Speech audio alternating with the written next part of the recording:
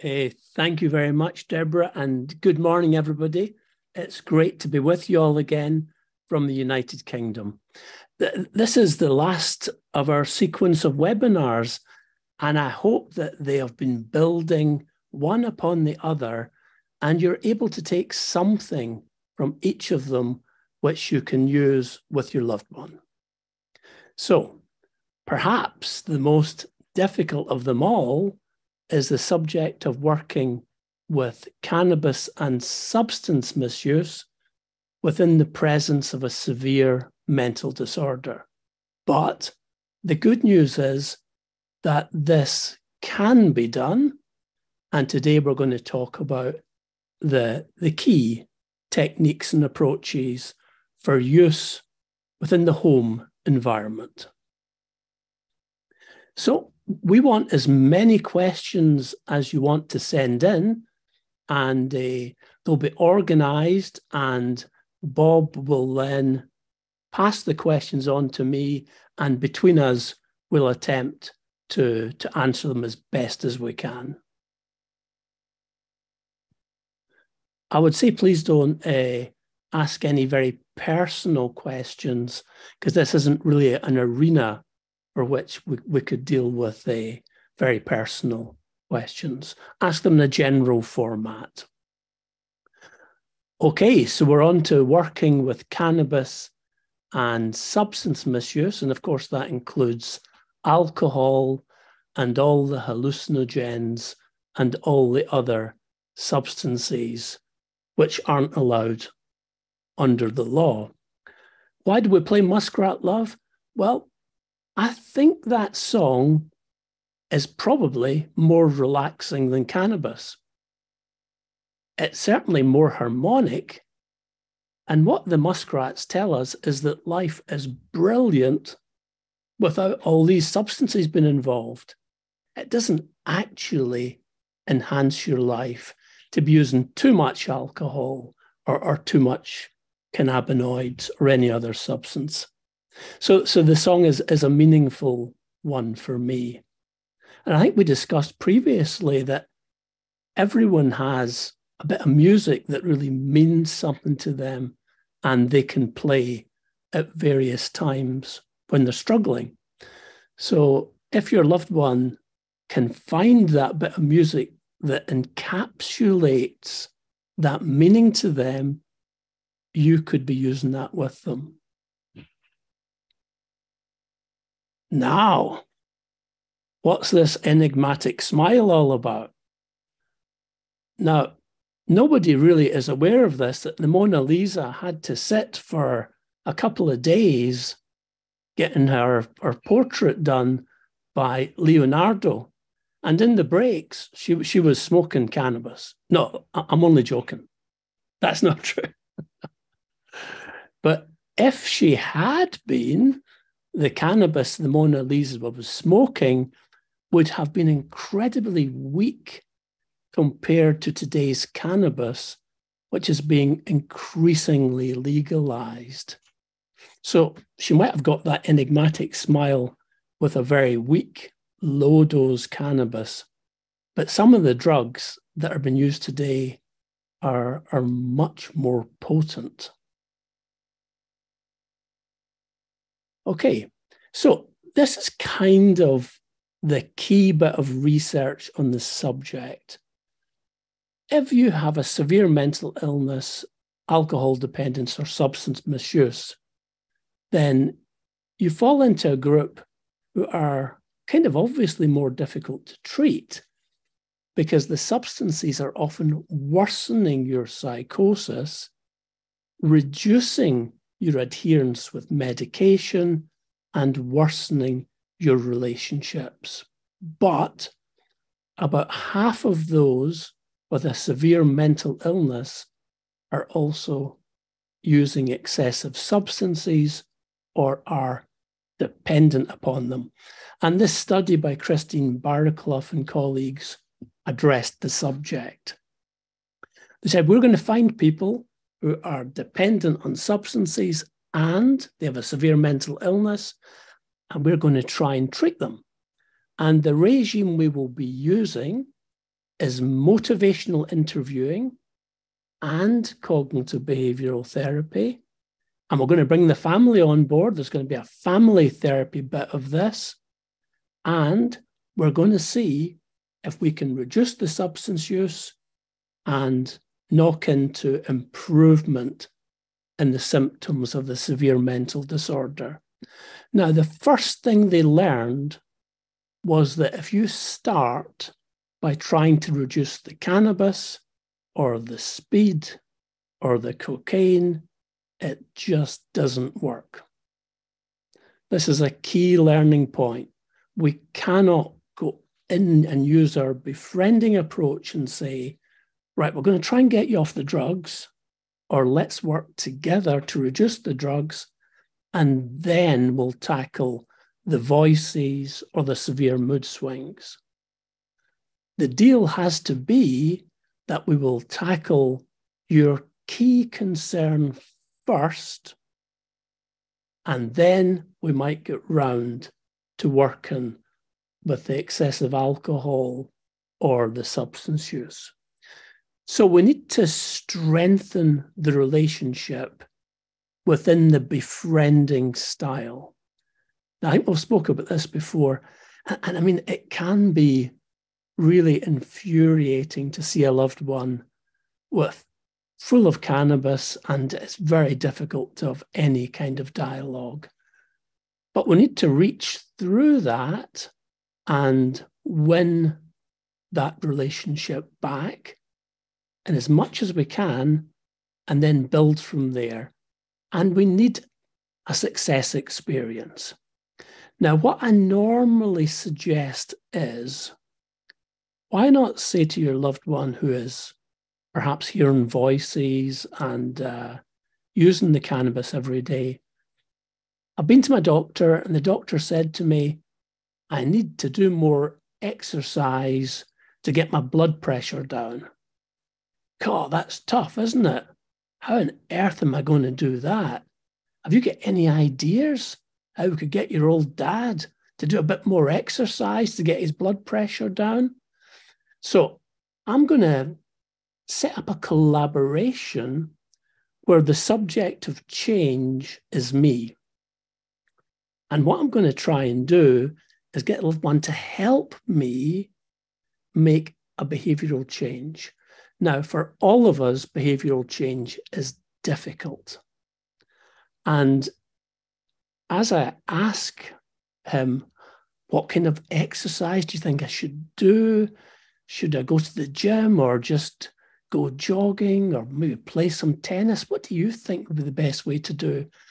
I'm tapping in to my loved one's expertise, because when you're just in a cannabis haze all the time, listening to voices, you just feel as if you have no value to anybody. So I'm going to reach in and try and activate their altruism. Can you help me get this exercise regime going? What will we do? Keep a diary. Okay, that's a good idea. We'll keep a diary. So whatever they say, I'm going to try and do it. And I'm going to show that it's difficult to change, because it's always difficult to change anything. But by working hard with a family member, it is possible to change. What will the payoff of this be? Well, I'm going to have to do the exercise, that's for certain. I'm going to report back about how I'm getting on with it and what's happening to my weight, etc. I'm going to write in the diary together. And the loved one is going to say, oh, that's interesting. Dad's changed a bit. You know, he's normally on at me, telling me to stop using cannabis. But today, he's actually doing something with his own problems. And I have been able to help a bit, maybe. So we get a success experience. And this research says we need that success experience. The befriending style, improve the relationship, get a success experience together. We have gone a long way down the line to beginning to recover. So these very early things are very, very important. It's an integrated approach, and we would start to use guided discovery in relation to the cannabis use. Hopefully, with me having disclosed about my exercise and all of that, the loved one might say, got to be honest with you, Dad, I've been using quite a lot of cannabis recently. That might be part of the payoff. They might disclose that to me. And that I might wait for that point for them to say something like that, and then very gently use guided discovery. Oh, what does that feel like? And how much do you actually smoke? Or is it oil? What kind of stuff is it? I'm going to use that kind of Columbo style questioning to find out all about their experience, but not in a confrontational or collusive approach. And as we start to find out more and more about it, we can then start to use motivational interviewing. So most people are pre-motivational when they're stuck in a certain behavior.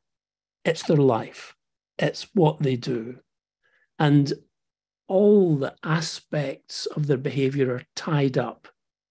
It might not be a very happy way to live, but these aspects do fit together. That's what they do. So they're not really ready to change anything, but they might have seen you change and they might say, God, that's a bit interesting. I wonder if there's anything that I would want to change for. So in motivational interviewing, we try to work out, is there anything that you would like to reduce the cannabis to do, to achieve, to feel? We're going to explore the motivators. And we're going to explore the demotivators. I mean, you've been using cannabis like this now for, 3 or 4 years? You must be getting something out of this. And what are those things that make you want to stick with it and stick with this amount of substance? So I'm going to list the motivators for change and the demotivators. And then as we use guided discovery, perhaps motivation shifts. And this is what was discovered in this trial, that people moved from being pre-motivational to starting to become motivated to change the key behavior. But these elements need to be in place. As motivation increases, some people reduce, some people completely give up the use of the substances and move on to a sobriety plan of how they're going to stay clear of it. Now, obviously, this needs a gentle approach. You need to be there, which of course you always are, asking questions, not being coercive in any way, and using guided discovery. One of my clients who was not only hooked in cannabis, he was selling cannabis in the hospital. And he said that he was hooked on cannabis and he was hooked on dealing cannabis. He now runs a group to keep people off cannabis.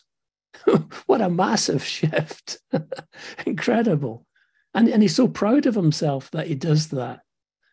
So sometimes we're surprised. But a lot of people refuse to take part in this study.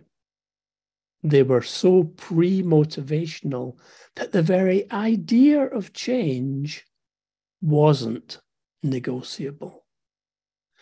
Sometimes we have to wait until the time is right. Will it be a year? Will it be 2 years? I don't know, but sometimes there comes a right time for change.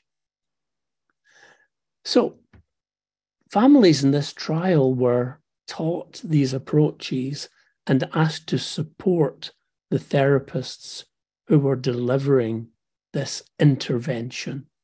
And there were significant positive results when the approach that I've been talking about today was used. So there was improved social functioning by the end of the trial. And again, this is one of the hardest groups of people to treat who are comorbid with substance use. There was also a reduction in positive symptoms, things like voices and delusions, severe mood swings. The reason being that the substances are usually worsening these symptoms. And if we can reduce the amount, we reduce the burden of the symptoms. But they showed that there was an increased number of days abstinent from the substance at the 12-month follow-up. So this is the key study on this subject, and I think there's an awful lot to be learned from it. So this is what we're going to try and cover today. This is my plan for the webinar. First of all, I want to think about what on earth is normality in terms of using psychoactive substances. And normality is changing all the time, isn't it? Certain states have completely legalized cannabis, and I hear that you can buy anything. It's not legalized in the UK. So things are changing. And what about the impact on psychosis of alcohol, nicotine, vaping, the various legal highs that come out in society, and some of them are closed down and some of them disappear. And of course, the increasingly strong cannabis which people are using. So what impact does that have? I'm then going to talk about the actual techniques which you can use around motivational interviewing, and also the CBT techniques. What is an urge to use a substance? Well, I've got a friend who finishes his work at 4 o'clock every day, and he thinks, I'll go to the pub. So he goes straight to the pub every day at 4 o'clock, and he stays there till about 9 or 10 at night time, 7 days a week. Now, his wife must be fed up with it, but he keeps doing it. And of course, he must be using alcohol above the legal limit. He's got to be damaging his health, but he still keeps doing it. He's locked into that routine. Could I help him to face that urge? Realize what the trigger is for the urge. Get him to feel what the urge is like rather than just responding to it, and then do something different. Because what you find with alcohol and substances is, if you can win one small battle, then you can start to move towards winning the war. So if I could get my friend to not go to the pub for one night and do something else, that would make a difference. Cravings.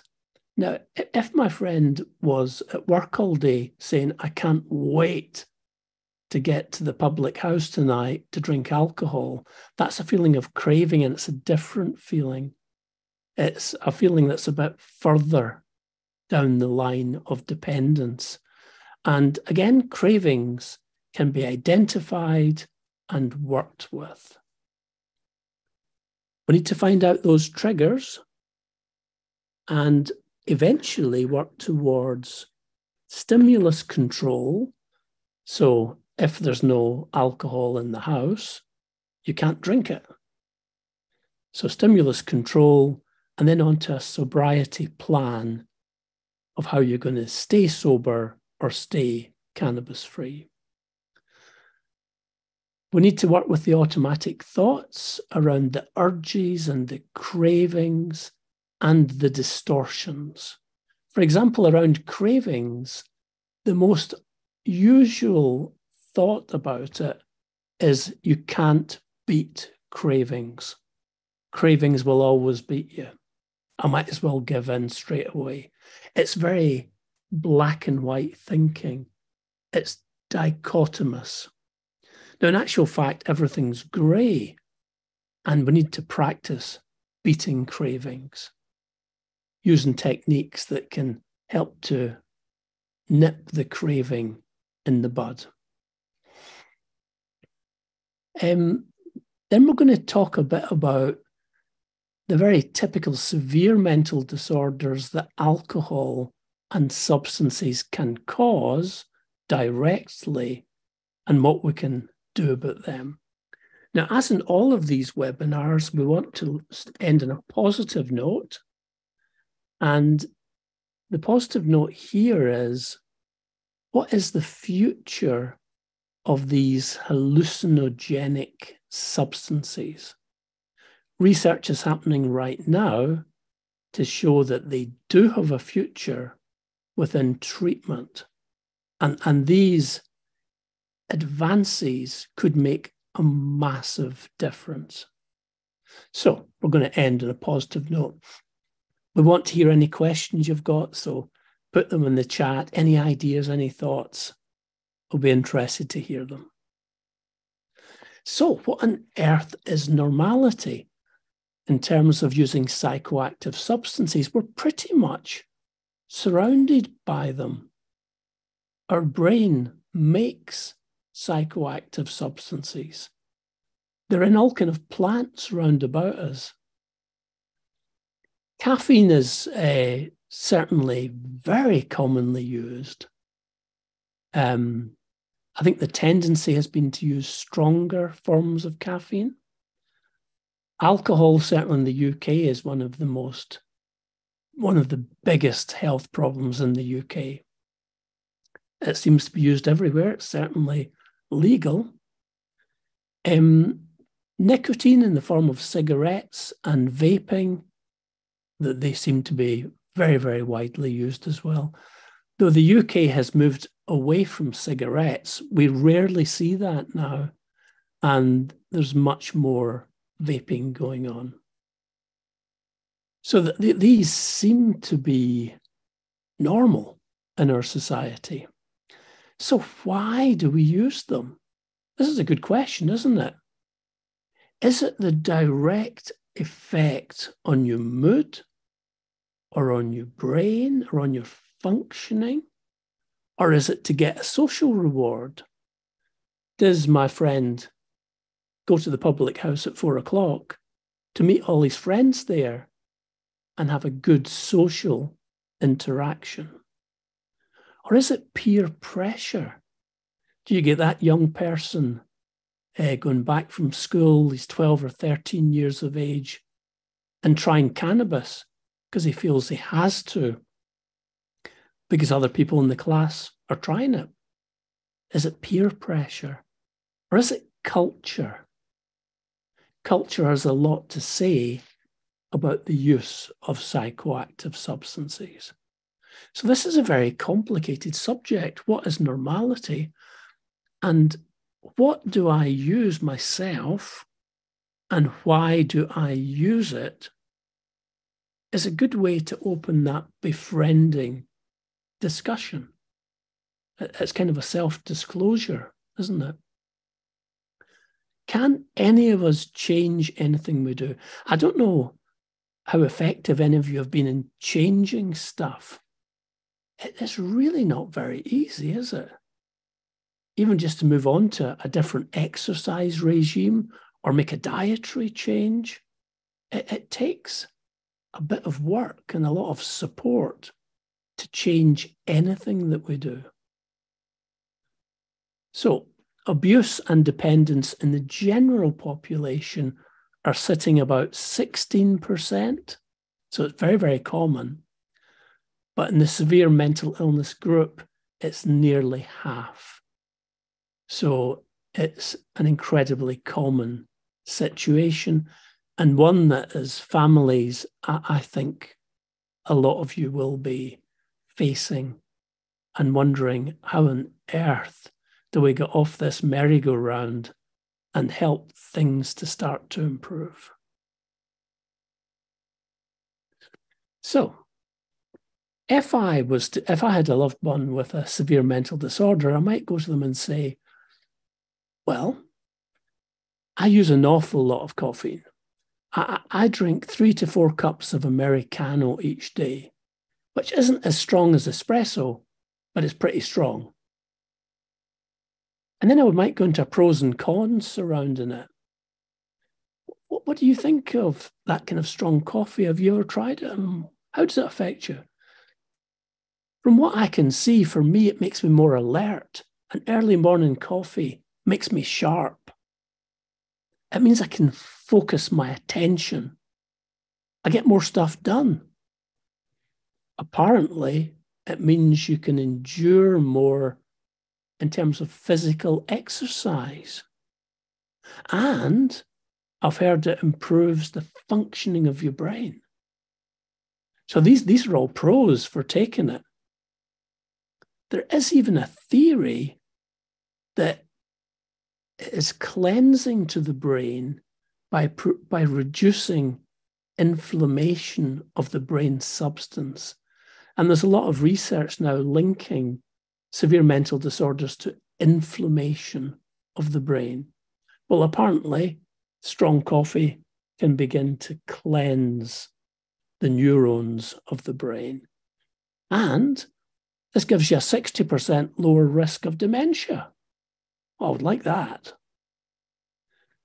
Interestingly, the research in psychosis shows that caffeine is good. It improves language. So very often people with psychosis, the language is really slowed up and it's stop-start. But the fluency of the speech improves with coffee. Their cognitive speed is quicker and the memory is better. So, in discussion with my loved one, I might say, there's a whole bunch of reasons here why I drink so much coffee. And what's the downside? What's the cons of it? Well, it can make you jittery, it can make you anxious. Can it affect your sleep? I don't know, really. Does it make you dehydrated? Does it make you restless or headachy? And as I explored that with my loved one, he might say, you have been really quite anxious and restless. And you seem to be drinking an awful lot of water. I just wonder if some of these things might be true. So I'm kind of modeling here something that I've got that might be worth changing. I'm currently pre-motivational. So can the loved one help me change this? And if they can, do I feel better or worse? So that's the kind of experiment I would do with them. And hopefully this would bring us into a partnership of working together on potentially a substance problem.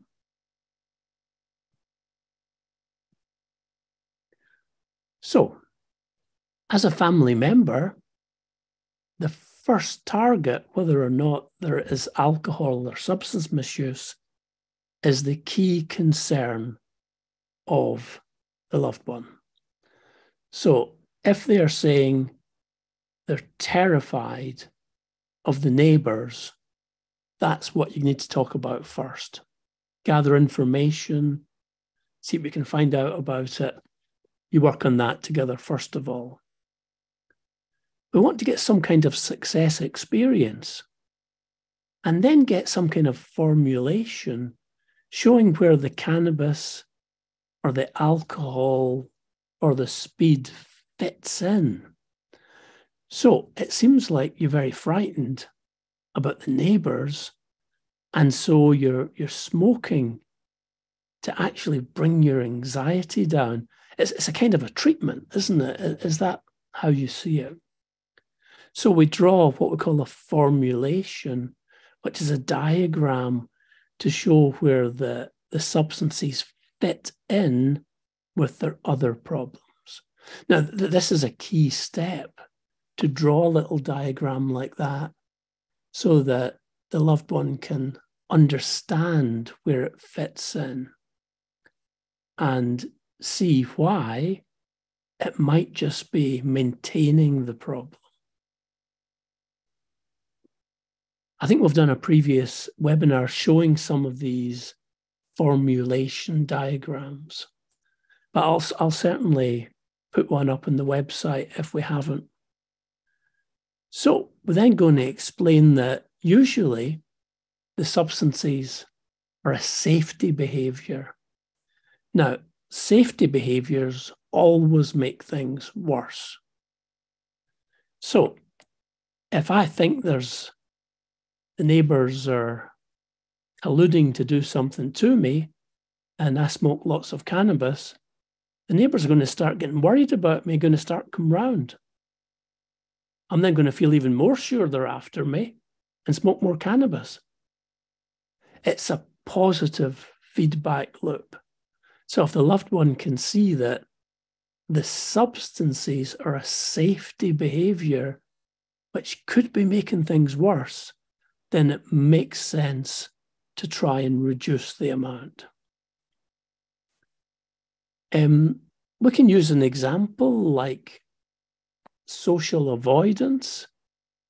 If you believe that other people can hear your voices and you just hide in your flat, in your condo, then you never get a chance to ask anyone and find out. It's a safety behavior that could keep you in your flat forever. Similarly, the more we worry about things, the more we focus on them, and the worse they seem to be. So we view worry as a safety behavior, and there's really good techniques for reducing worry. The pros and cons of cannabis or the strong coffee, we might do them together if the loved one wanted to do that, or more often we'll do mine first.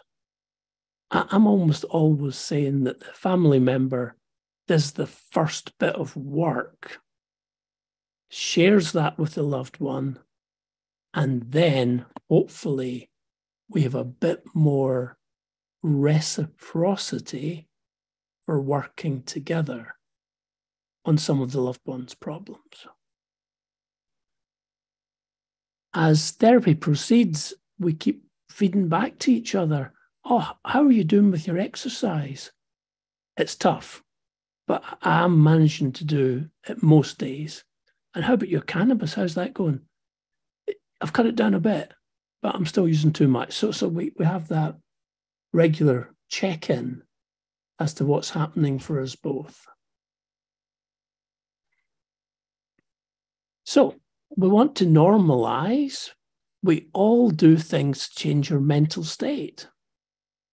Now, it can be very positive things like being with the muskrats, walking out in the woods, or it could be a meditational approach, yoga, exercise, tea and coffee seem to be everywhere, alcohol, cannabis, and all kind of variety of other things.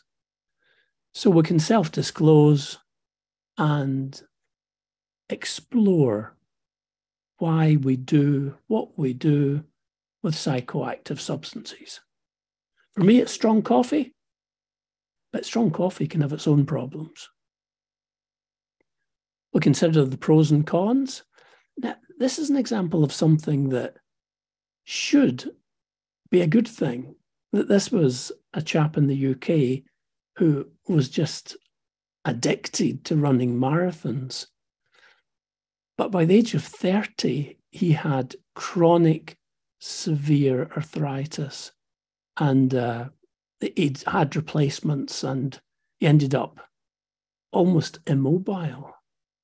So almost no matter what you're doing, if you're doing too much of it, it can end up with you in a worse place.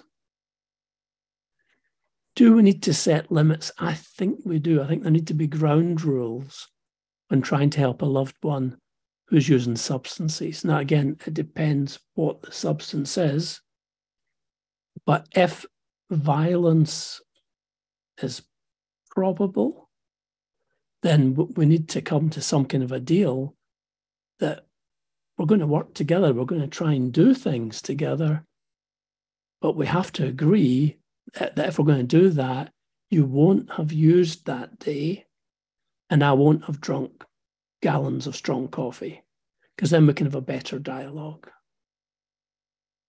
So I think there is a need for ground rules.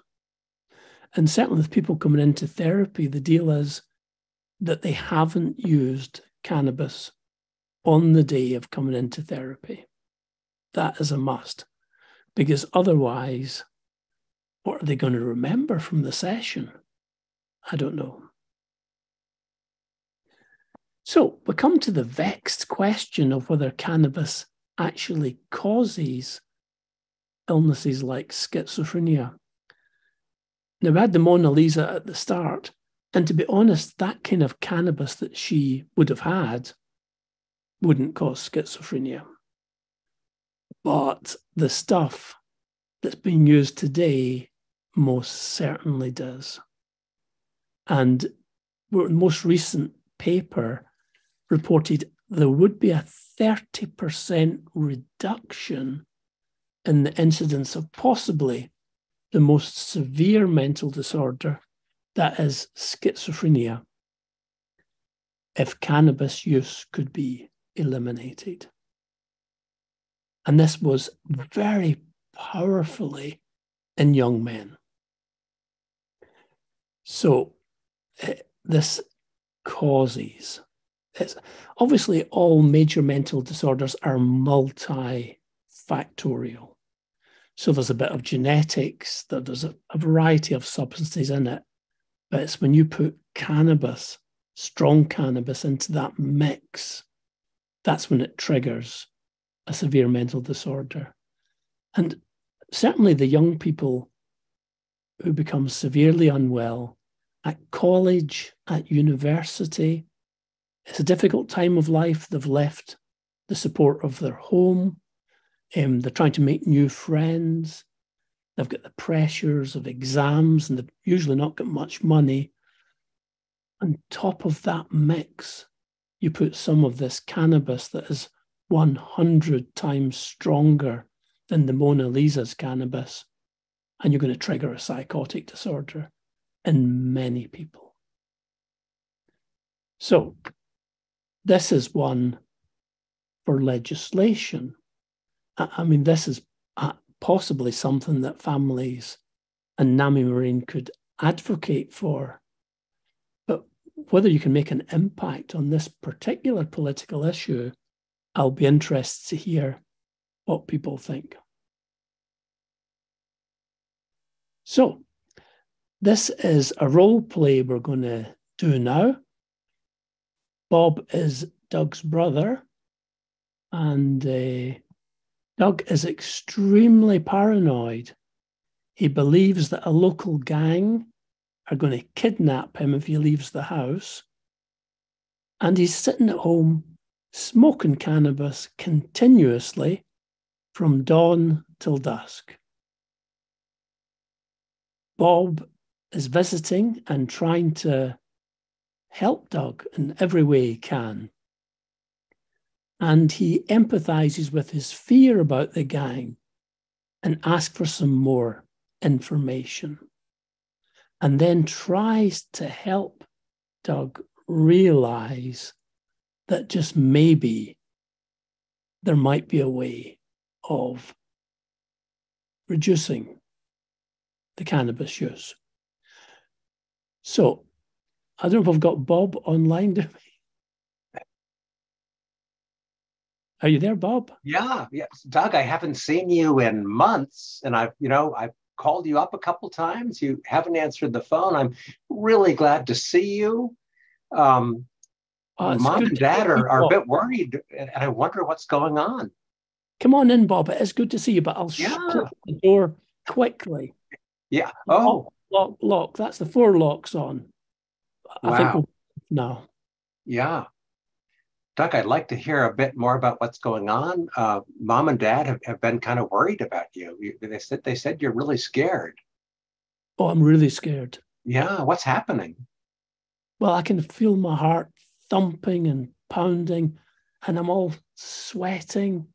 I've got a terrible headache, to be honest, Bob. Uh, And it's because there's a gang of thugs in this bit of town, and I've heard them outside, and they've got it in for me. They're going to oh, kidnap me. oh, that's frightening. Absolutely terrified. Yeah. Doug, what's happened? Why are they after you? Well, I can't work this out. I read in the newspaper that a local lad had been kidnapped by a gang. Uh, And I wondered if it was the local gang that hangs about down at the shopping mall. And you know what happened next? One of them was at my door. no. Knock, knock. Oh, Are you in there? Are you in oh, there? He sounded horrible. oh. And how did you know that it was a gang member at the door? I just the way he sounded, it Oh, sounded yeah. really horrible. Oh, Doug, this sounds frightening. What have you been doing to try to stay safe? Well, I switched my supplier to get a stronger type of cannabis. Oh, So one of my friends, he just drops it through the door now. So I get it delivered to the house. yeah. You Don't don't have have to go in at all. Yeah. Yeah. And And how's the cannabis helping? it, Yeah. it, it does chill me out a bit. I Uh-huh. get through the day a bit better. I'm chilled. You can see the doors are all locked. Yeah. When the curtains are closed, so they Yeah. don't know I'm here. And it's terrible. It's tough. Yeah. Yeah. Yeah. And how is this smoking cannabis helping keep you safe, do you think? Well, I don't think it's doing that. I think it's chilling me out. Okay. Yeah. Yeah. It's good, strong stuff. It is chilling me. Sometimes I can almost forget about them. I'm Yeah. just in a haze of Yeah. smoke. Yeah. Yeah. Oh, yeah. Sometimes I think, it's actually making me more paranoid. Oh, I yeah. sometimes really feel it's making me worse. So when you smoke a lot at night, is that a time that you get even kind of more scared? Well, sometimes I get horrible nightmares. I just Uh, don't know if that's linked to this strong stuff, but okay. it might Yeah. be. Yeah. Yeah. Hmm. So it sounds like you've got a lot on your mind in terms of this gang. You're taking a lot of measures to keep yourself safe, and the cannabis you feel is kind of helping you kind of calm down a bit and not Yeah, feel so scared. yeah, it's doing a job there, Bob. I get it. Yeah. Yeah. I'm Yeah. sorry I missed the phone calls, but Oh, to have be you been honest, worried about the phone calls? Like, I, I've been worried that they're going to come on the phone. oh, But yeah. I'm actually just too lethargic to even get out my chair Oh, to pick up the phone. I just okay. don't get any energy in my system. Yeah. Well, I've really missed seeing you, and I just wonder if we could do something kind of fun or enjoyable together, but that might involve going out. Oh, that's impossible. Oh, And I'm you, just worried that you're going to be a target because oh you're gosh. in Yeah. here. And I just wonder, how are you going to be safe when Oh, I open the four locks and you go back out that door? that's worrying. Well, maybe we could do something just in your apartment here. Maybe just watch a movie together. Haven't Well, haven't really. yeah, I feel a bit um, better now that you're here, I must yeah, say. So if you think you'll be safe when you go out, then yeah, we could watch a movie. I'm not so worried. Yeah, I'm pretty concerned about how kind of scared you feel, And it sounds like you've really had to increase your cannabis use just to kind of cope with the fear. That's exactly Yeah. right. Yeah. And I'm hoping maybe we could figure out some other way to feel safe as we spend some time together. I've lost track of what that might even be. I understand. We probably need to. Okay. Could we watch that film, The Godfather? That's a good one. Oh, that's a great one. Yeah. Yeah. That's a There's whole series. We could spend a couple hours watching that. And I lots of love rewatching that. gangs in there, isn't there? Yeah. Yeah. We used to watch that, right, with mom and dad. Remember? That was Yeah, fun. we did. That's right. I remember those Yeah. days. Yeah. How have I got to this? Ah, I'm sorry you've gotten to such a difficult place. Let's just start out by seeing if we can see more of each other and do some fun things together and see if that could help. Maybe it could even help you reduce your cannabis use a bit while I'm with you. Reducing it, I, I can't see why. You're not quite I wanting to don't do that. I Yeah. don't have anything else is good that can help me. If there Okay. is something, I well, was we're going to, hoping you'd feel safer if I was here. well, maybe. Okay. We probably need to call time out just in terms of time. Well, if I was you, when you get out the door, I would make a hasty retreat to your car. And you're going to lock that door quickly. Yeah. Okay. I think I'll be okay. Let's make sure we plan on seeing each other, though. Let's have a plan before I leave. Okay, when are you coming back so we can watch this film? I'd love to come back on the weekend on Saturday. Oh, that'll be great. Yeah, That'll give me something to aim for. that'd be great. And if I call you, can we make sure you pick up my phone call? If you're going to call on Saturday morning, I'll pick it Yeah, up. I'll do that. Okay. Okay, Doug. I'll see you later. So it's difficult working with somebody when their safety behavior is so tied up in their whole feeling of survival, isn't it? It's difficult to find a way in, though it does seem that the rapport between Bob and Doug is such that maybe they might be able to make some progress together. We shall need to wait and see what happens next.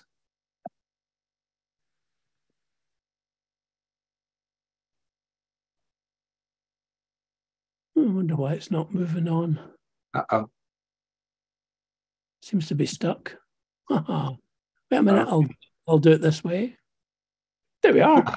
Okay. So we're sort of at a questions place, and there's a couple questions that have been floated to everyone. So one is about does the psychosis always stop when cannabis is discontinued? Or is it possible that the psychosis continues where they're going to need medicine? Well, cannabis-induced psychosis is usually brief. So normally, if it's just this strong cannabis that has triggered this chemical imbalance in the brain, it's going to be like 3 to 4 hours. But drug-induced psychosis like that can be florid. So the person can be a bit unpredictable. They can be very delusional. And that's the kind of person you really want to get to the emergency room and get some help for them. But when we said that schizophrenia caused by cannabis, the illness of schizophrenia is more long term. So it will continue despite the cannabis being stopped. It'll just be less severe and it will be more amenable to a family intervention or cognitive behavioral therapy. Okay. A second question about motivational interviewing. particularly when the loved one is very paranoid and concerned about government being kind of the cause of problems. I don't know if it's government spying or a government agency. What's the approach there? And the person is asking, how do you stay away from validating their thinking, but also not wanting to confront or get into a dispute with them? It's a great question. It's hard to know what to say, they're saying.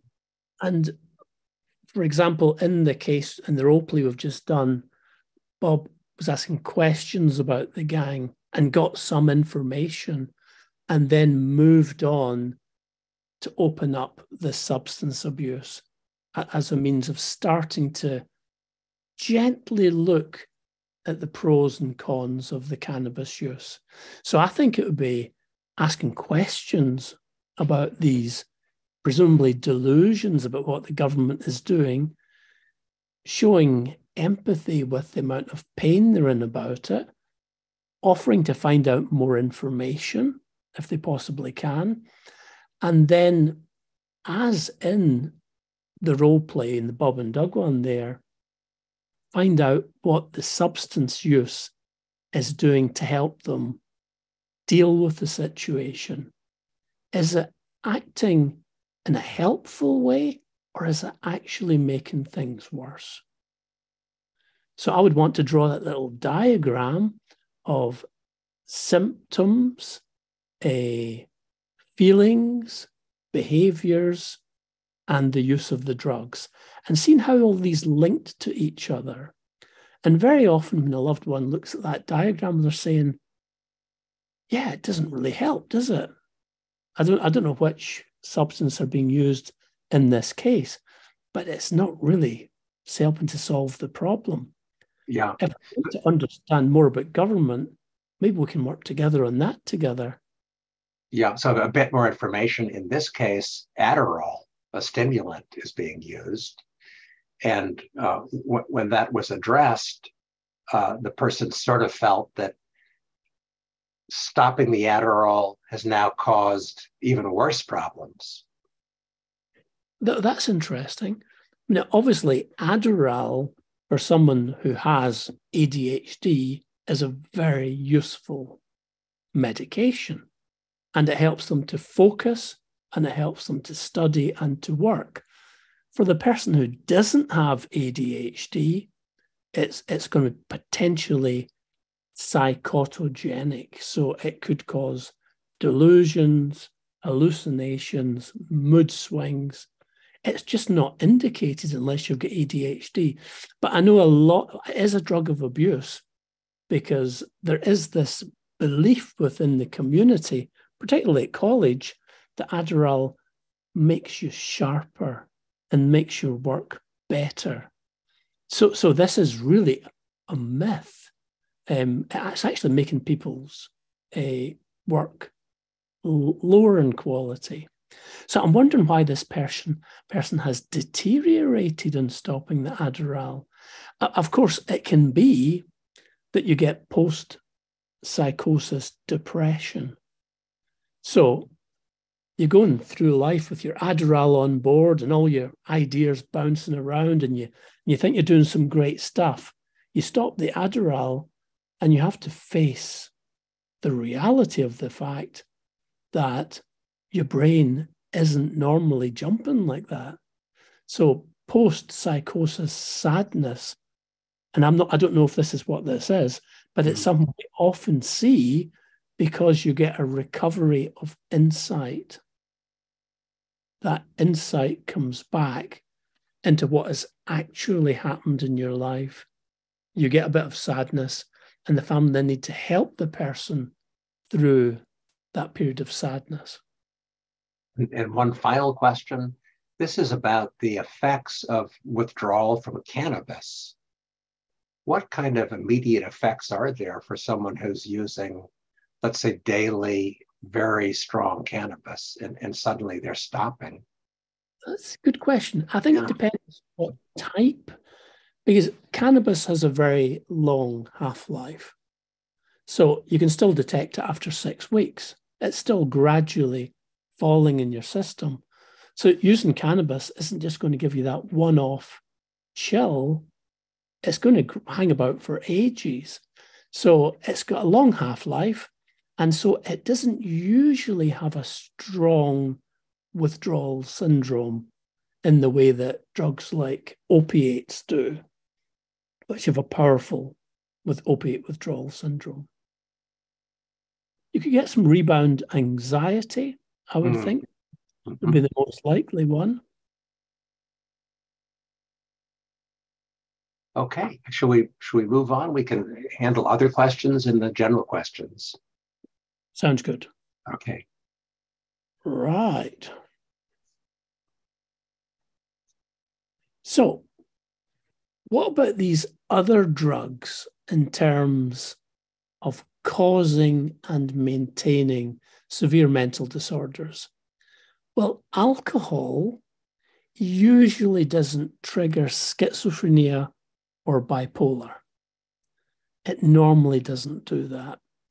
It can be very destructive in your physical health. It's often used as self-medication for people who have post-traumatic stress disorder.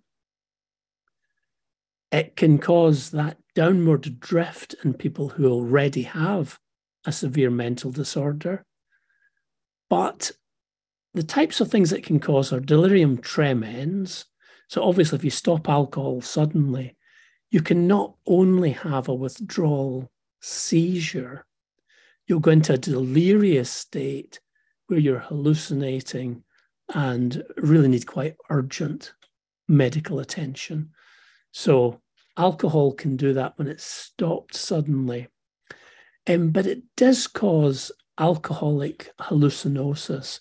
And this tends to be people who have used alcohol for a long time, and they start to hear voices. And they're kind of puzzled by this. It's not normally the frightening voices of a more severe psychosis, but they're there in the background and they're a pest. And in that state, it's only reduction of the alcohol which will allow the voices to go away. A high percentage of people using alcohol are jealous. And the Othello syndrome is delusional jealousy, which is very strongly linked to alcoholism. So I'm going to talk a little bit later about delusional jealousy and jealousy as an emotion, because it is an important one in terms of substance abuse. What does nicotine or vaping do? Well, in those who have a schizophrenia spectrum disorder, we know that it does increase dopamine in the prefrontal bit of the brain. So the drugs are normally, the antipsychotics are normally blocking dopamine, particularly in the temporal bits of the brain. So the nicotine and vaping is actually acting as a treatment to increase the dopamine at the front of the brain. And so it can make people with that disorder feel slightly better. But it has a profound effect on antipsychotic and other drugs. And clozapine is the big example of this because it has a massive impact. So we've got to watch about stopping smoking suddenly in people who are on clozapine. Legal highs, these are in production around the world and hit society and then change to something, usually something stronger. And the effects are similar to cocaine, cannabis, and ecstasy. Spice and Clockwork Orange are synthetic cannabis. And you're now up to a cannabis concentration that is 100 times more powerful than the Mona Lisa with her enigmatic smile would have had with that weak cannabis. These are highly potent in causing psychoses. So we had an epidemic of this in the UK, of use of the synthetic cannabis called spice. And it would typically present by causing the young person to go into a stupor and then become catatonic. So this is something that is actually much rarer now in the types of severe mental disorder that aren't caused by these drugs. Catatonia used to be very common. You'll just like be as stiff as a board. You can't move your arms or legs. And we used to see people just lying in park benches, catatonic. So those drugs are potent. LSD, obviously the most powerful hallucinogen, that it tends to cause hallucinations and illusions that just don't go away. So these can last over the long term.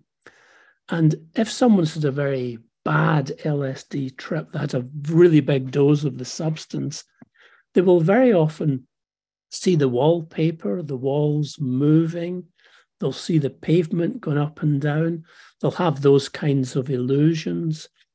And then frightening visual hallucinations, which are memories of the original trip. So LSD kind of does something slightly different.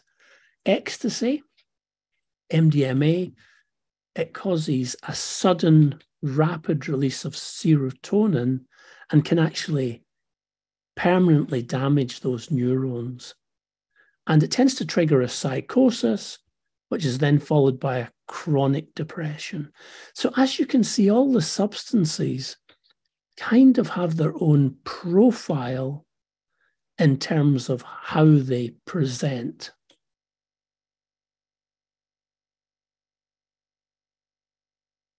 So it depends what we're using as to how we might attempt to deal with it.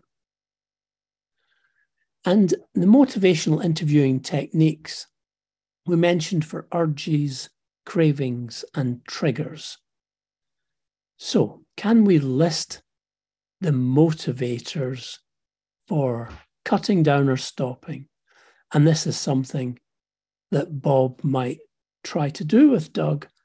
And you need to be patient, and you've got to use guided discovery and really help the person find out for themselves what those might be, those motivators for change. Use a guided discovery approach. The demotivators, we want to state them too. What are the reasons that would motivate you not to change?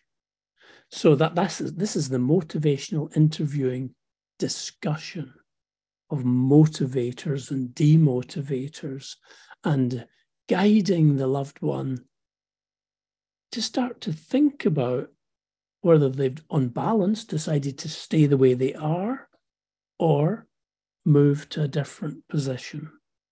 And this seems to be a crucial step.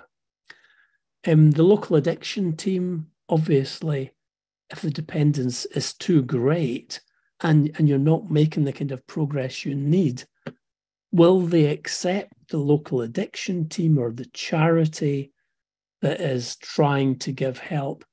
And unfortunately, very often they won't. And it comes back to the family member again to try and make some bit of progress so that they might accept the local addiction team. So I've not been awfully successful with that. I've got to make a bit of progress first. As we mentioned, define what is an urge, what is a craving. They're different in intensity and duration, and both are triggered. So we want to help the person identify his trigger. Practice stimulus control. is it possible to avoid those triggers? What are the people, places, and situations where these triggers happen in? Now, my friend I was telling you about, it's when he finishes work. That is the point. At that point, he gets his urge to go to the pub. Could we get him to do something different? And what would that different thing be? People, places, and situations. Let's work out what matters to our loved one. Then the automatic thoughts we've mentioned. I always just go into the pub. I always do that. I just give in. And cravings are irresistible. Nobody can beat them. And this is one I've heard a lot of recently. Look, my life is destroyed. I might as well get high. Which is, it's very sad, isn't it? And but that's, I've heard a lot of that. It's that period of time when they're high is the only time that they can leave that life behind for a brief period of time. But when they're getting high, they're often committing offences and coming into contact with the police or the hospital. It's not going to end well. So is it possible to work with that black and white thinking? Is your life completely destroyed? Is there anything in your life that isn't destroyed? Let's see if we can list them. And again, you need to look for them and guide the person. Oh, yeah, my aunt's still alive. I've not seen her for ages. She was always good to me, actually. And she sent me some letters. That's true. Come up with some things that are worthwhile living for.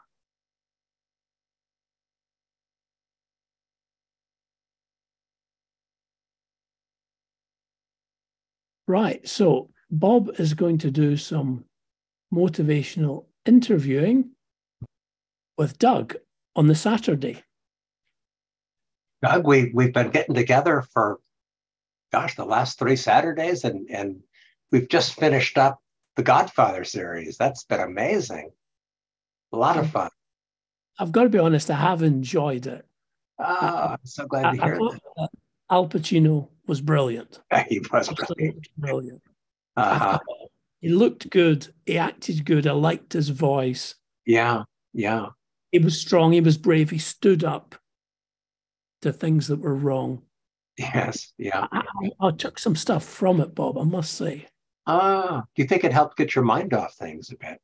I think it did. Yeah. Because we used to watch it together, me, you, and the whole family. That's right. And I remember when we were a lot younger watching it, and we really enjoyed it. But I think we ended up having a fight, if I remember right. Family classic, yeah. Well, look, I was wondering, would it be okay if we talked a bit about your cannabis use? Well, we can talk about it. I still get it. I understand. No, I understand.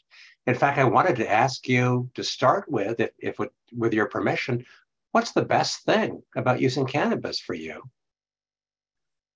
Oh, it's an escape. I know the gang's out there. I know the plan to kidnap me. And just like in The Godfather, it's an escape. And it gives me the chill. Yeah. So the palpitations, the heart thumping, the headaches, all these horrible things. Okay. Yeah. So it's kind of it sounds like it gets you at least a temporary feeling of safety and getting away from the really scary things that are happening to you. Yeah. You're right. It's good stuff. Do you want to try some? I don't think so.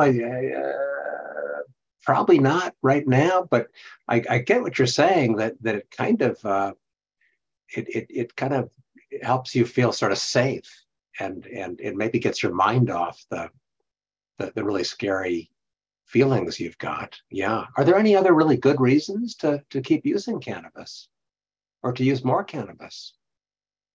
It's too expensive. So that would be kind of a reason not to use so much cannabis. I'm just eating junk food.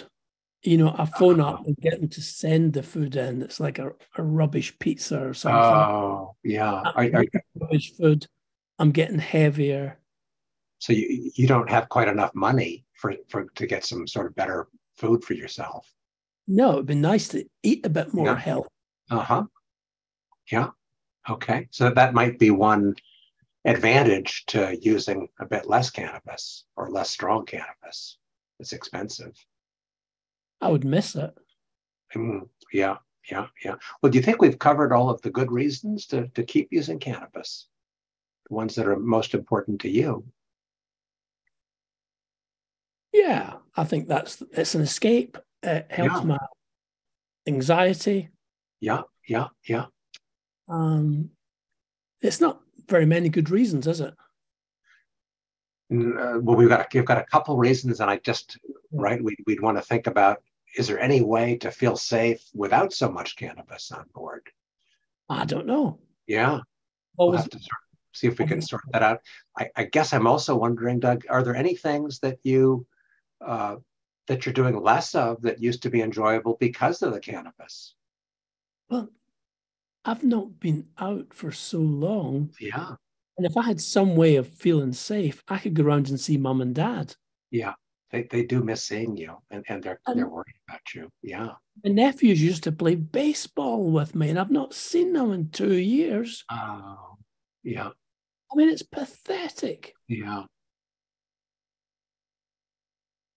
I would like to know why this gang hates me so much. Yeah, I'd like to figure that out as well. Why are they targeting you? You're not exactly the biggest drug user in this whole neighborhood, right? They were round. They were round recently. Again. And he shouted, "We know you're in there." Oh. And he said, "You're going to pay." Oh, wow. I was terrified. That is terrifying. Well, I mean, why are they doing this? I don't know. I'd like to understand more about this and see if we could sort of sort out, why are they particularly after you? Doug, do you owe a lot of money? That's what I was kind of wanting to say, Bob. I owe them $150. Oh, yeah. And do you think they're really going to come after you for the 150? Well, they seem to be. And they're very unhappy that I switched supplier. Oh, okay. Yeah. So yeah. I think they're absolutely furious with me. I don't. So in a funny way, the cannabis is causing a bit of the problem, isn't it? Even though it's helping as well.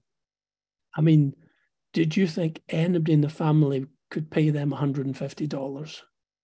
Let's think about what we could do, and maybe this is a good conversation. Maybe we could, talk to mom and dad and sort out how they could help. Oh, that would be amazing. Yeah, yeah. Honestly, I would really try to reduce. And then you could maybe get out a bit if you weren't so scared. You could get out a bit more. You could do some of the things you used to do. Yeah, I hear the dog barking next door. It never gets a walk. It never gets a walk. Yeah, yeah. I want to eat decent food, not that rubbish I eat all the time. Yeah. So there might be a chance to do some more enjoyable things, and I'm kind of thinking weighing it up. Okay. Bob. Yeah. Yeah, sure. Yeah. Maybe there is a way forward. That would be great. Yeah, because I know mom and dad miss seeing you and worry about you. Yeah. Okay. I miss them too. Yeah.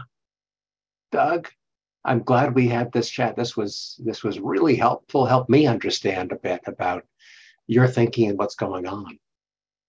I feel a bit more positive. Yeah. Okay. Interesting. Motivational session there. I don't know if anyone has any ideas or questions at this point. So 2 questions came in a bit earlier about cannabis use and other disorders. One is about cannabis and borderline personality disorder. can cannabis worsen the symptoms of borderline personality disorder? Oh, absolutely. And it is so commonly used in people with borderline personality. And I mean, I think the problem with borderline personality is it is usually rooted in trauma. So normally the person with that disorder has a trauma history and their moods have become unstable and they have a lot of depression, but other times where they can be up in mood and there's a lot of self-harm. So I think that cannabis use tends to worsen the depressive swings. And I got to be honest, the drugs for that disorder don't work awfully well. The medicines don't. But what you need is a proper therapist for borderline personality disorder. Dialectical behavioral therapy, then on to EMDR, that's the eye movement, desensitization therapy, or trauma-focused cognitive behavioral therapy. They need to see a really good expert therapist, and then you make progress. And sometimes family therapy, but cannabis delays getting to see that therapist. It's almost always an exacerbating factor. And a second question is about if the person isn't psychotic, but they're depressed, does that change how you might talk to them about their marijuana cannabis use, or is it the same kind of process that we just used? Well, I think cannabis in depression really tends to make things worse.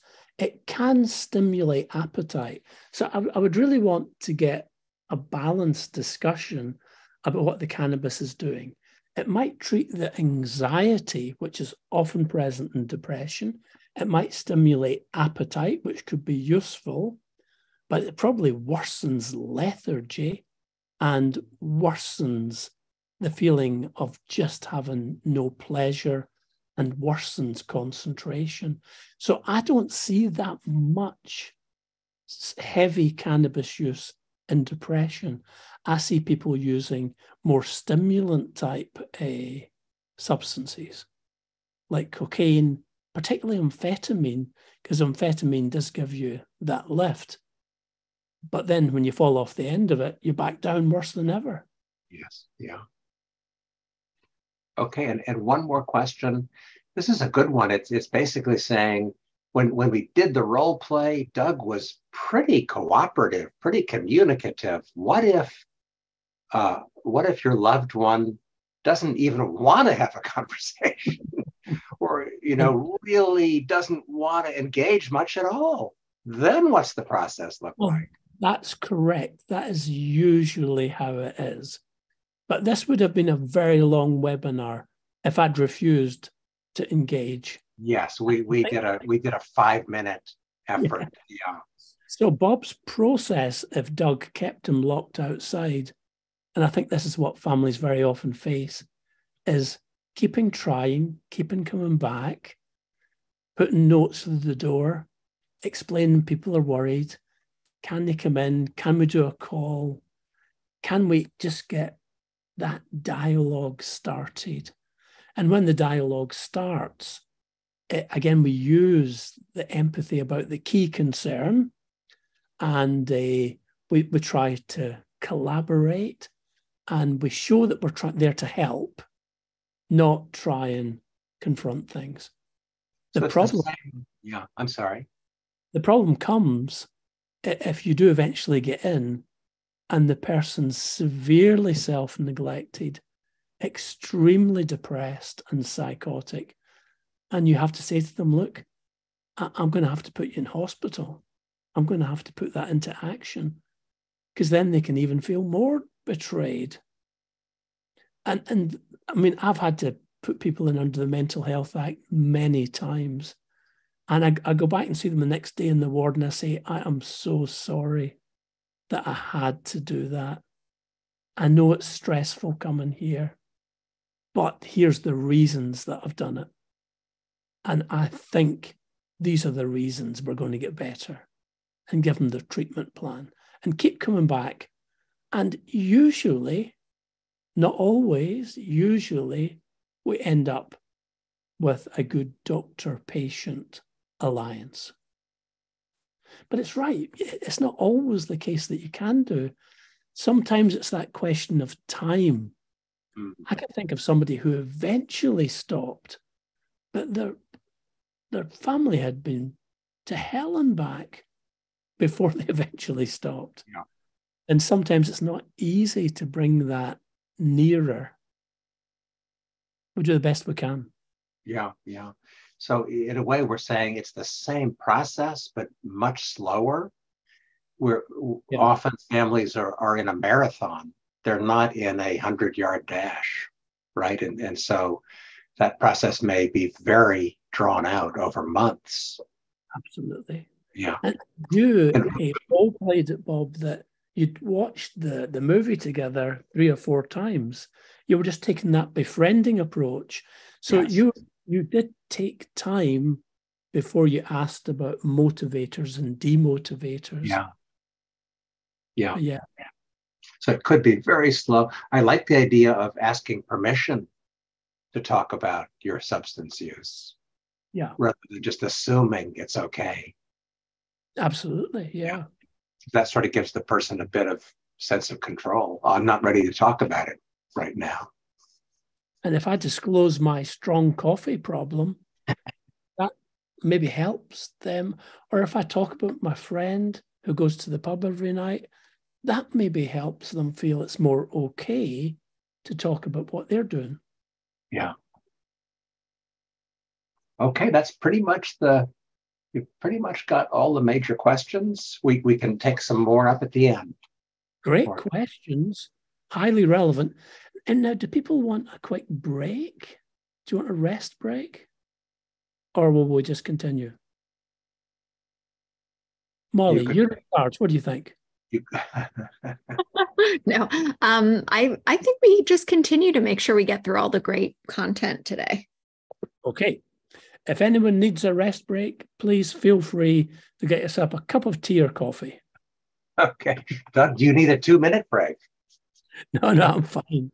Hey, by the way, these questions are really, really fantastic. These are some of the key questions. I seem to have lost. It's back again. There we are. We're back. So, how can we catch automatic thoughts?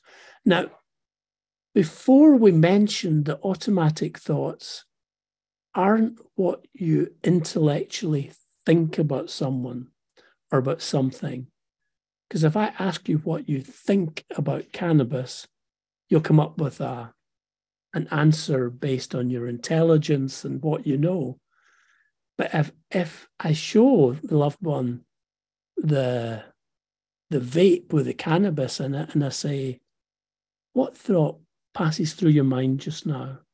And we're much more likely to catch a thought which can go right to the heart of the substance use.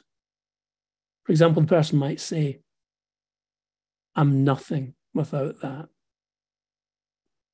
And hinting that socially they just feel they can't perform.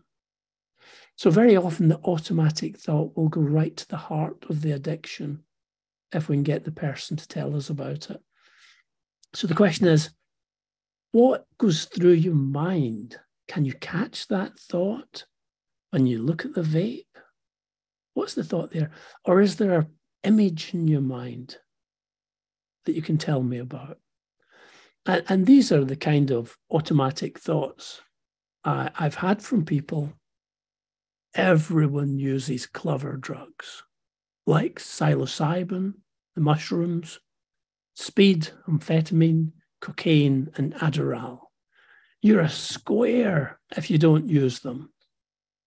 So there's that kind of a glamorizing idea. And again, can you think of anybody that doesn't use them?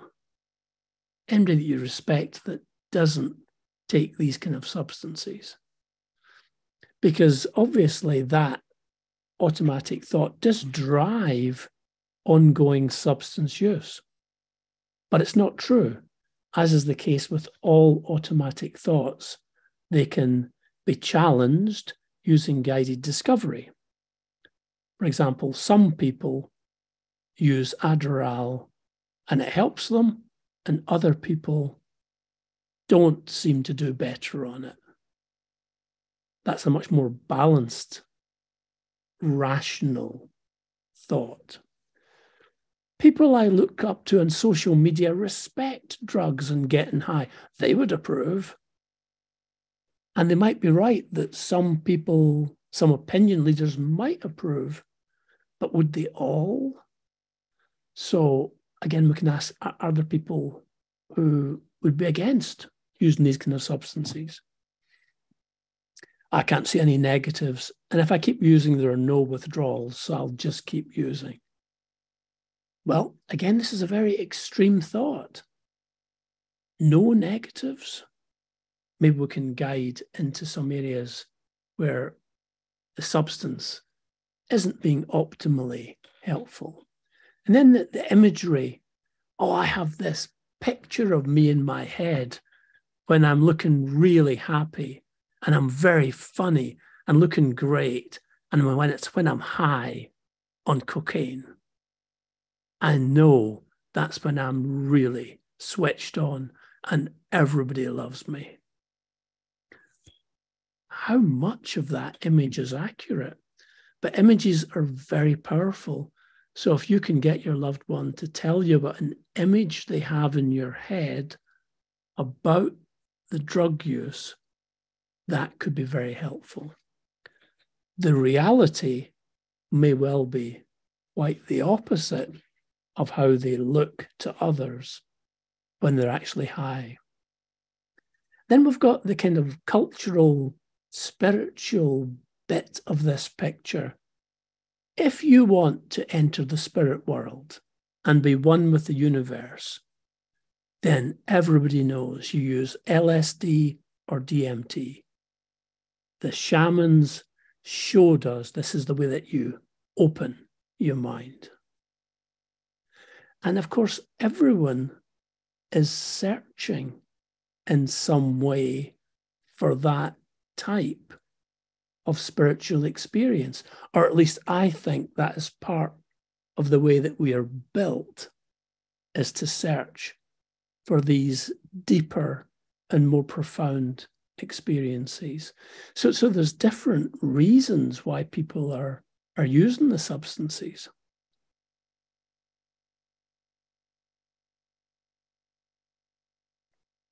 What about culture? Well, Islam bans everything, but the most strong ban in Islam is against alcohol. And certainly cannabis is a substance that Muslims do increasingly use. So it's probably increasing within that culture, but still quite low. Buddhism, cannabis is sometimes used during meditation. Christianity doesn't say anything about cannabis, but excessive alcohol is discouraged. And in the Hindu faith, cannabis is used to cleanse sins during certain spiritual rituals. So cultural beliefs are going to impact on these discussions. Let's talk quickly about Othello syndrome. No, Othello was a famous character in Shakespeare. Was it in Hamlet, Bob? Is that right? Which Shakespeare play was Hamlet? I'm going to vote for Othello. I think you're probably right. I was just testing you there. That was a softball question, I thought. So, jealousy, of course, is a very destructive emotion. But you get kind of like normal levels of jealousy. But as you go along the spectrum, very quickly, jealousy is becoming destructive and problematic. Alcohol greatly intensifies the emotion of jealousy. the underlying thoughts about jealousy are, how dare that person cheat on me? And I can't survive without her or him. And they know that, and they're cheating on me anyway. So we've got these very demanding thoughts and these very negative thoughts about the self. And it's that combination of thoughts that underpin jealousy. But when you have alcohol dependence and morbid, that is delusional jealousy, it is actually a very dangerous delusion. Lots of threats to kill, lots of stalking, lots of searching through phones, actual bodily harm, grievous bodily harm, and assault are all common. So this is what Albert Ellis did, because cognitive behavioral therapy came from the United States, and Albert Ellis started in New York, and Aaron Beck started in Philadelphia. So his first patient, astonishingly, I don't know why he took on somebody so difficult, but the great Albert Ellis did this. He took on a patient with alcoholism and delusional jealousy. And he tried to weigh the pros and cons of the delusion. Didn't work. Partly because the person was drinking so much, and partly because it was rooted in other beliefs. So what Ellis said about substance use is, you need to look for the other beliefs that are present. And Albert Ellis wrote a book called A New Guide to Rational Living, where he lists all these beliefs. And these beliefs are often linked to substance use, alcoholism, and often to the severe mental disorder. So it's worth finding them. And David Fowler's scale, the brief core schema scale, if you can get your loved one to fill it in, will give you a profile of their beliefs and show you which beliefs might be linked to the substances. So Ellis discovered that there were beliefs linked to this, and he believed that if his wife were to leave him, it would be impossible for him to cope. He believed that he would be utterly worthless and that everybody would disapprove of him and think badly about him because they would blame him for the marriage breaking down. So Ellis worked on these beliefs to help him realize that if his partner left him, maybe it wouldn't be all his fault. Maybe it's possible that it would be tough, but maybe he could cope. And how would other people react? He's presuming they're all going to disapprove of him. Maybe they would disapprove of his partner for leaving him. So Albert Ellis had these discussions with this very tricky patient, and he did change his perspective. He came to a conclusion that he would be really disappointed, really hurt if his wife was unfaithful, but that other people would probably support him.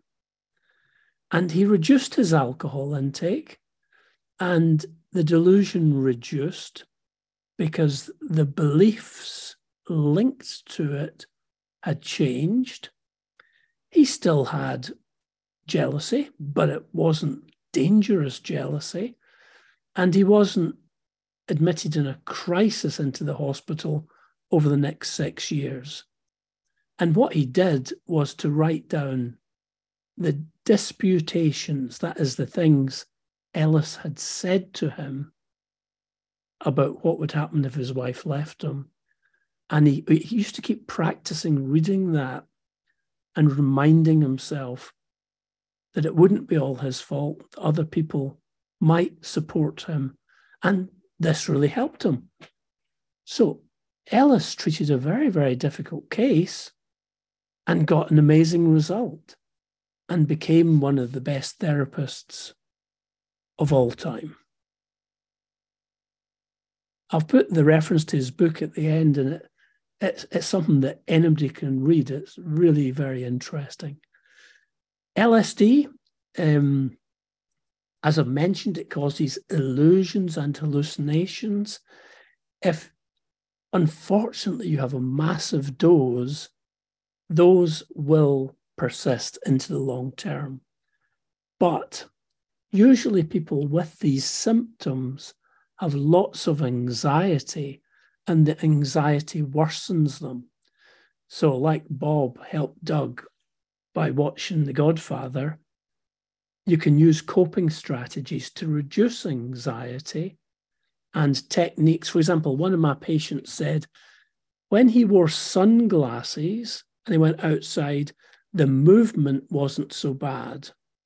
And what he did was to do mindful breathing and mindful walking, and he found that he could master some of these symptoms. So they didn't go away, but he did much better with them. So, in a nutshell, Jinx, we've covered a lot of ground today, haven't we? I hope it's not been too much, but I wanted to put most of what I knew into this webinar.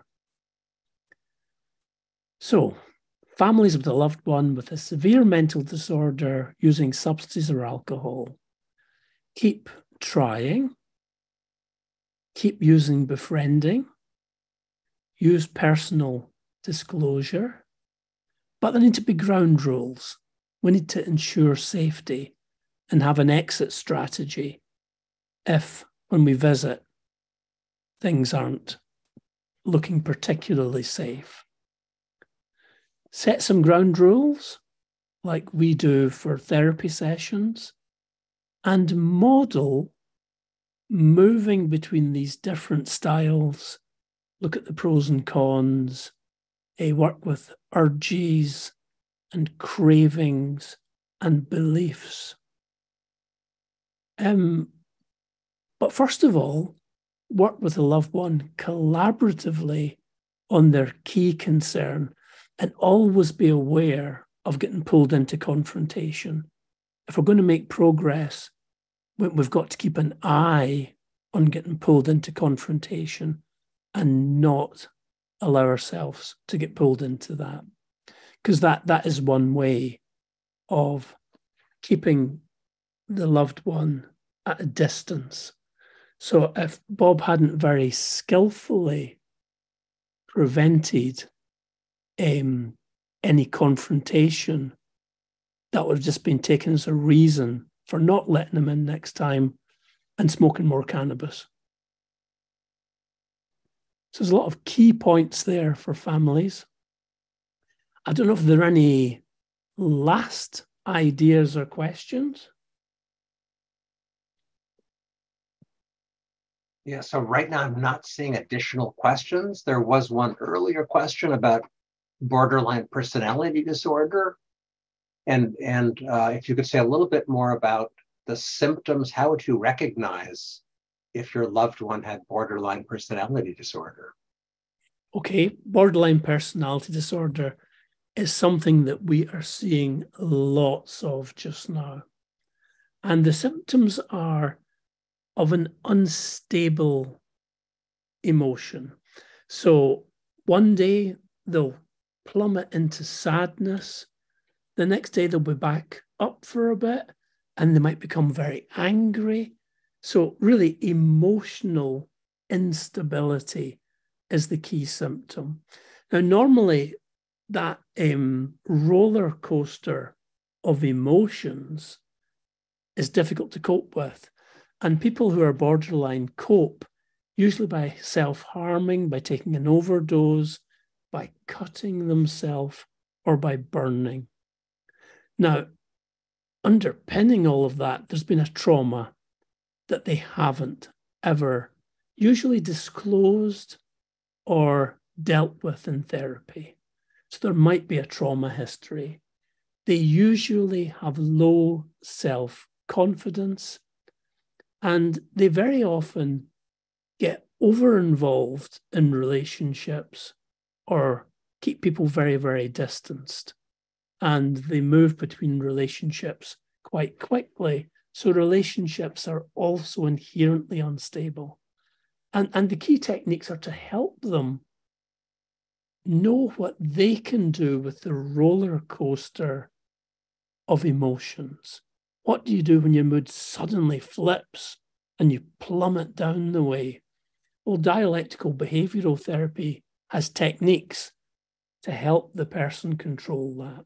So normally we organize dialectical behavioral therapy. Family therapy is often needed because families are really struggling to know what to do. Often the person is using substances because they're often hiding or covering a trauma which they need to tell people about.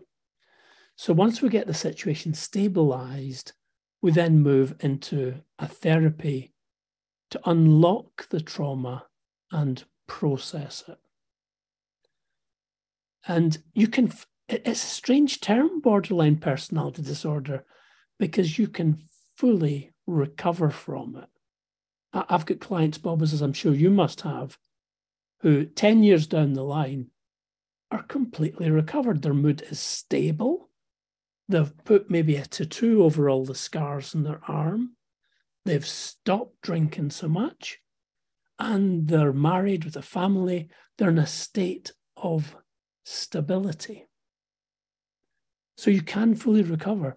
But borderline personality disorder in its early stages does have a quite definite mortality because of all the self-harm. And very often, if we admit them into the ward, they get worse. So it really is a disorder that you want an expert helping you with. Okay, and one, maybe the last question before we go on to the next section, which is about what if the whole family is using substances and you're trying to work with a substance misuse problem?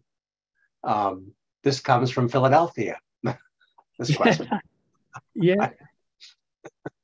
It depends on its degree. So I would be very interested to know how many of the family members are using and exactly what they're using. Yes. And what do they use for and what circumstances do they use?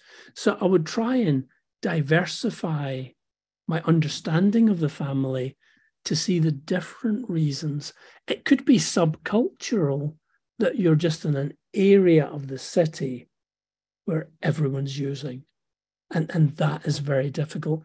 That often needs political change, or it means we need to get you out of that bit of the city to give you a chance. So it's very, very tricky if the whole family's using, because you might not really have much support for a reduction or a sobriety approach. So it's a much more difficult situation. Maybe it's a geographical matter. Maybe moving away to college could really be the life event that might allow a fresh start in a less drug-free, a less drug-using environment. Very difficult question. Yeah, but yeah. I have seen lots of that. Yeah.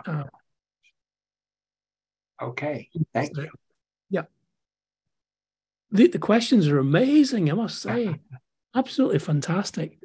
So I hinted at a possible optimistic future with some of these substances.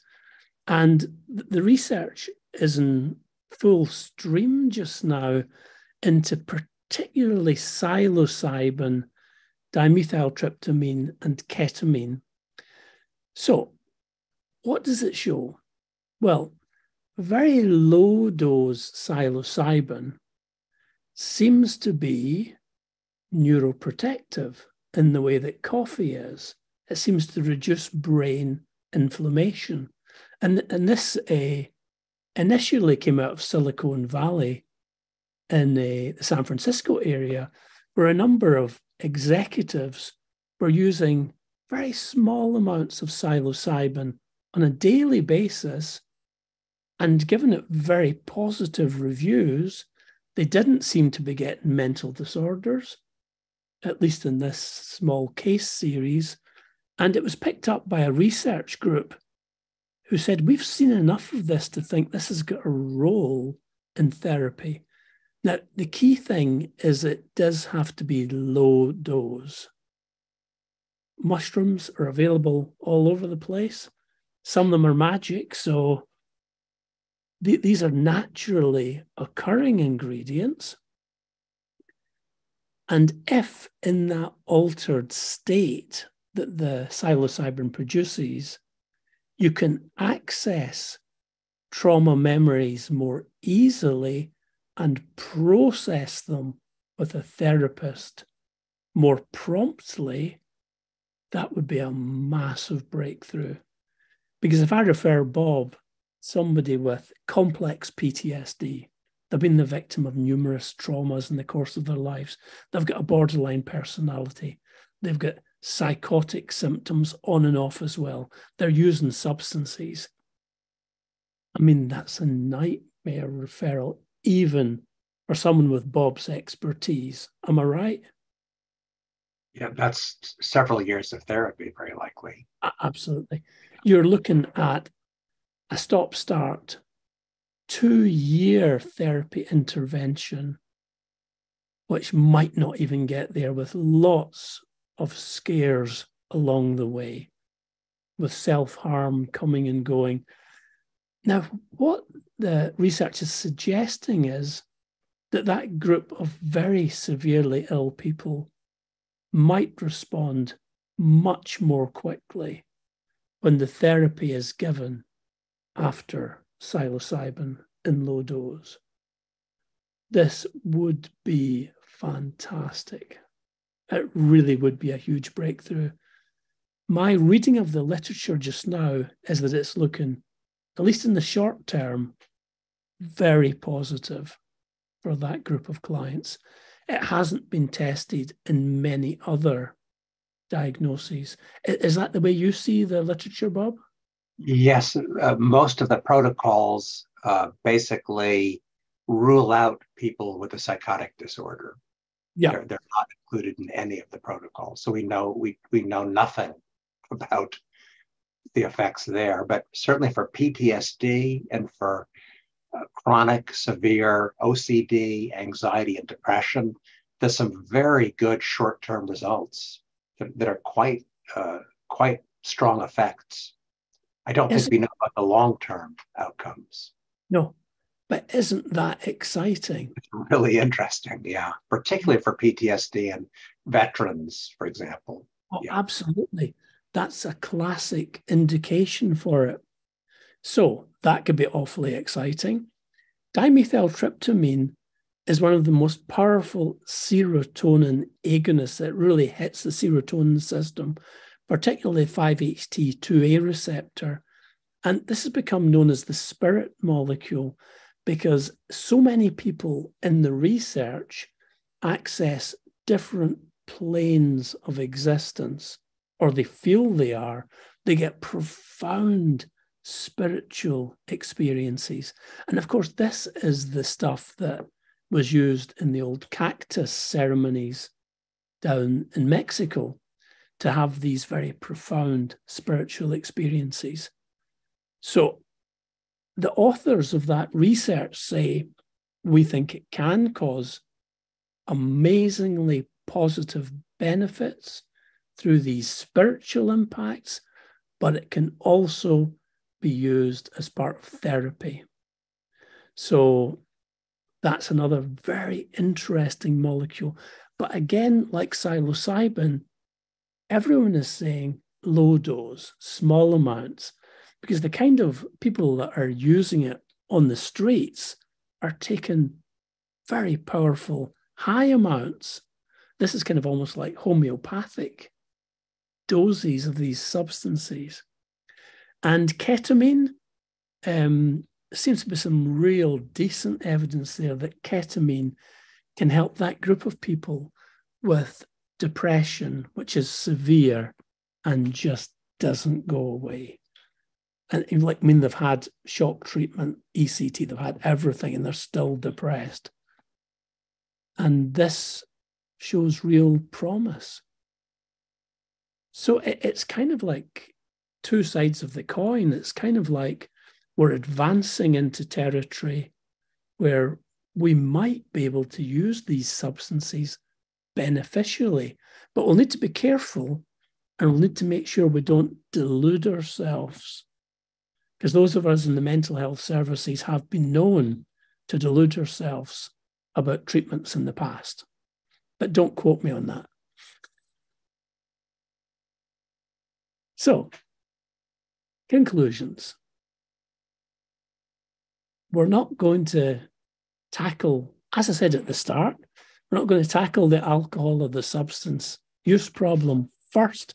We're going to get a success experience through befriending.